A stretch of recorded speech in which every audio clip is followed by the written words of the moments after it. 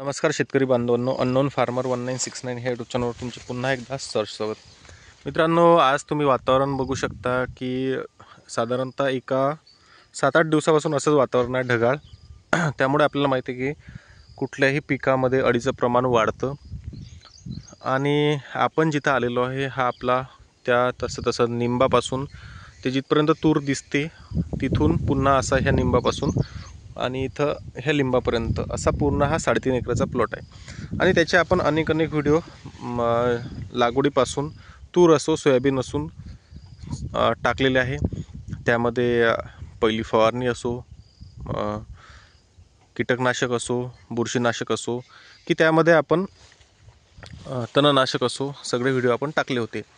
आणि आज आपण ह्या प्लॉटमध्ये आलेलो आहोत, जे की आपलं जे सोयाबीन आहे ते 80+ दिवसाचं झालेलं आहे. आणि ह्यानंतर साधारणतः एखादा महिना आपलं सोयाबीन घेईल, कारण आपली काही अर्ली व्हेरायटी नाही आहे.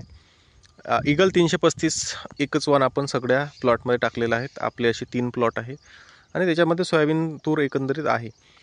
आता आज आपण जो व्हिडिओ बनत आहोत त्यामध्ये आत्ता सोयाबीनची आपली अवस्था कशी आहे, काय आहे, ह्या एकूण परिस्थितीसाठी आपण हा व्हिडिओ बनवत आहोत. आता मी जिथं उभा आहे तिथं तुम्ही बघू शकता की गुडघ्यापासून वरती साधारणतः हाईट आहे. आणि इथं कशा पद्धतीने लाग आहे ते आपण बघणार आहोत. आता वास्तविक याच्या आपल्या सगळ्या फवारण्या झालेल्या आहेत, तरीही आपल्याला कुठं अळीचा प्रादुर्भाव पाहायला मिळत आहे. पण आपण ह्याच्यामध्ये अळीनाशक घ्यावं की नाही घ्यावं हे तुम्ही व्हिडिओच्या माध्यमातून कमेंट करा. तर मग चला आपण पुढं जसं सोयाबीन आहे तसं आपण जाणार आहोत. आता इथं बघा, हाईट कमी आहे त्यामुळे चांगल्या सोयाबीनच्या शेंगा इथं बघायला मिळत आहे.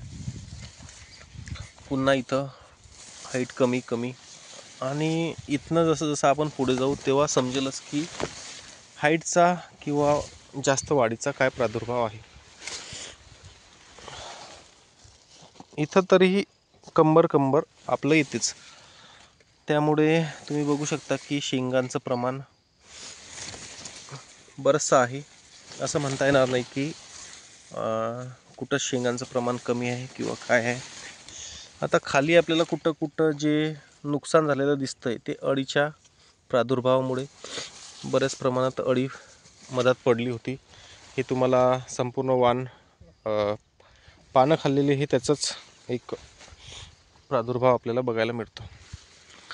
इथं जास्त हाईट आहे मित्रांनो. जेवढी हाईट असायला पाहिजे तेवढी सोयाबीनची राहिली नव्हती, कारण मध्यंतरी ज्या गोष्टी झाल्या होत्या त्या आपण व्हिडिओच्या माध्यमातून टाकलेल्या आहेत. तर पुन्हा इथं बघा 20-20, 25-25, 30-30 शेंगा. आणि हे हवेमुळे सोयाबीन आपलं पूर्ण असं खाली लेलेलं आहे. आता इथं तुम्ही बघा, आपण फवारणी घेतली होती तेव्हा आपल्या याच्यामध्ये प्रचंड अळ्या होत्या आणि त्या अळ्या कशा गळून पडलेल्या आहे किंवा मेलेल्या अवस्थेत आहे. आणि काही तर इथं तुम्ही बघू शकता की डायरेक्ट त्याचं बुरशीच झाली. म्हणजे खूप सारा त्याचा इफेक्ट आपल्याला इथं पाहायला मिळतो फवारणीचा. डायरेक्ट शेंगेजवळच कुठं अळ्या मरण पावलेल्या आपल्याला दिसत आहे. बरं, म्हणजे जास्त प्रमाणात इथं अळी पडली होती.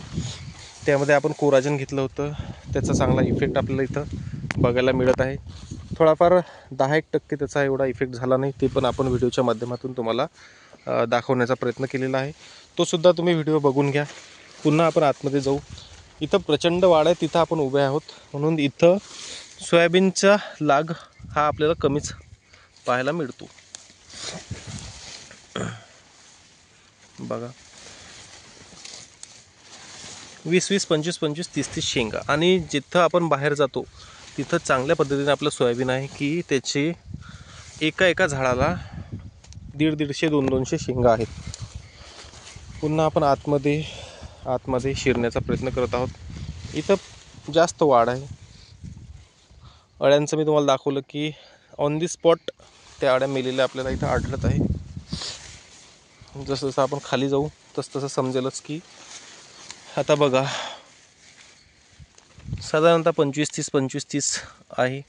आणि जो इफेक्ट दिसतोय कुठं बुरशीचा किंवा काय, तो बऱ्याच ठिकाणी पूर्ण म्हणजे सगळ्याच ठिकाणी असतोच काही ना काही प्रमाणात. इथं बघा, आणि शेंगा आता आतमध्ये पकण्याच्या अवस्थेत आहेत, म्हणजे 70% आतमध्ये पकलेल्या आहे आणि बाहेर 90% जेमतेम शेंगा आपल्याला पकलेल्या पाहायला मिळत आहे. पुन्हा आपण आतमध्ये प्रवेश करू.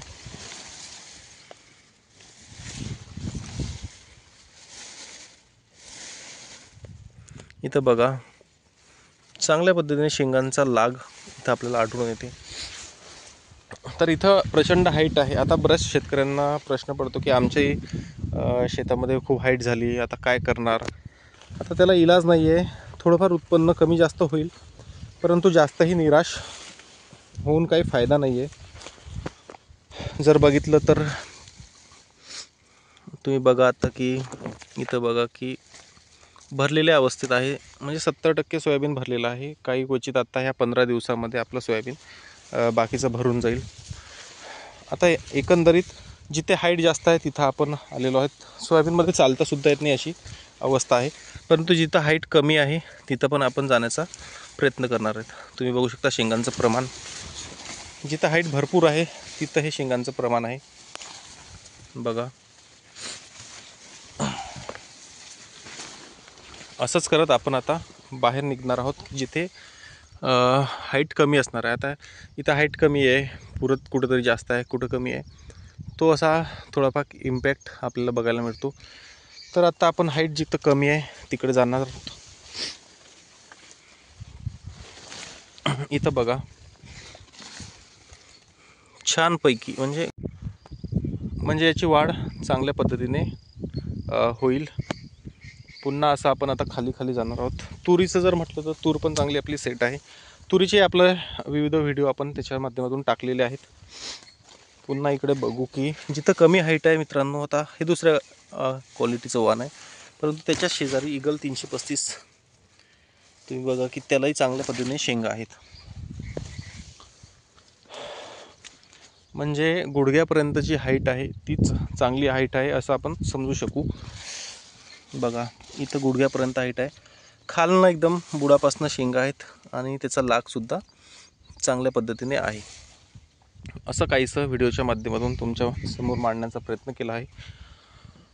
तुम्हाला जर व्हिडिओ आवडला तर लाईक करा, सबस्क्राईब करा, शेअर करा आणि कमेंट करायला विसरू नका. तुम्ही कोणकोणते पिकं घेतात, त्यामध्ये कोणकोणत्या व्हेरायटी वापरतात हे सुद्धा कमेंटच्या माध्यमातून सांगा. नवीन कुठल्या व्हेरायटी ज्या चांगलं उत्पन्न देत असेल त्यासुद्धा कळवा. आता इथं बघा का हाईट कमी आहे, बोटा एवढं याचं खोड झालेलं आहे आणि चांगल्या प्रमाणात त्याला शेंगा आहे. इथं पण बघा, म्हणजे जिथं बुटकी व्हेरायटी किंवा बुटकं सोयाबीन राहते तिथं चांगल्या पद्धतीने तुम्हाला शेंगा बघायला मिळतात. जिथे प्रचंड हाईट वाढलेली आहे तिथं थोडाफार प्रमाणात घोटाळा झालेला आपल्याला आढळून येते. तरी सध्या परिस्थितीमध्ये पिकं चांगले आहेत. तुमचे पिकं कसे आहेत, काय आहेत ते सुद्धा कमेंट करा. साधारणतः हप्त्याभरापासून असंच वातावरण आहे, त्यामुळे शेतकरी अजून चिंतित आहे. कपाशी पिकावर तर प्रचंड प्रमाणात पातेगळ होत आहे, असं काहीसं. तर मग भेटूया मित्रांनो असंच नवीन काहीतरी घेऊन. तोपर्यंत धन्यवाद.